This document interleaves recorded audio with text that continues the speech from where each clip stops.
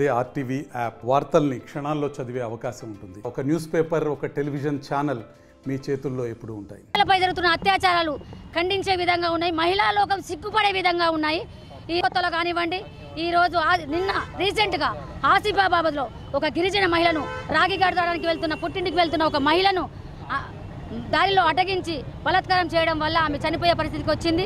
అందువలన మేము మహిళా మోర్చా టీం, మహిళా మోర్చాతో, మహిళా సమైక్యతో అందరము ఈరోజు ధర్నా కార్యక్రమం చేపట్టి సిద్దిపేట జిల్లాలో ధర్నా కార్యక్రమం చేపట్టాము. ప్రతి ఒక్క గత ప్రభుత్వం కూడా టీఆర్ఎస్ ప్రభుత్వమే ఒక అధ్వానంగా ఉందంటే ఈ ప్రభుత్వం కూడా ఇంకా అధ్వానంగా ఉంది. దొంతగా బంత అలాగా అయిపోయి అదే విధంగా తయారవుతుంది.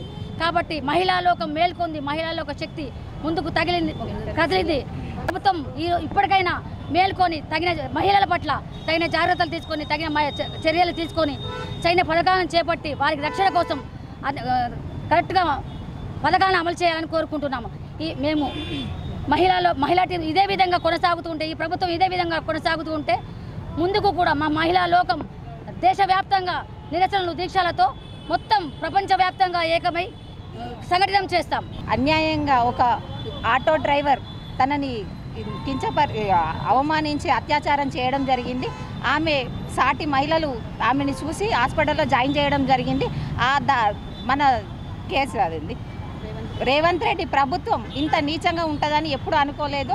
ఖచ్చితంగా సీఎం దీనికి ముందు చర్యలు తీసుకోవాలని మా మహిళా మోర్చా, సిద్దిపేట మహిళా మోర్చా సీఎం దిష్టిబొమ్మను తగలబెట్టి ఖచ్చితంగా సీఎం వారు తగిన చర్యలు ఖచ్చితంగా తీసుకోవాలని మేము మహిళా మోర్చాను డిమాండ్ చేస్తున్నాం. మరిన్ని వీడియోస్ కోసం ఛానల్ ని సబ్స్క్రైబ్ చేయండి. లేటెస్ట్ అప్డేట్స్ కోసం వాట్సాప్ ఛానల్ ని ఫాలో చేయండి.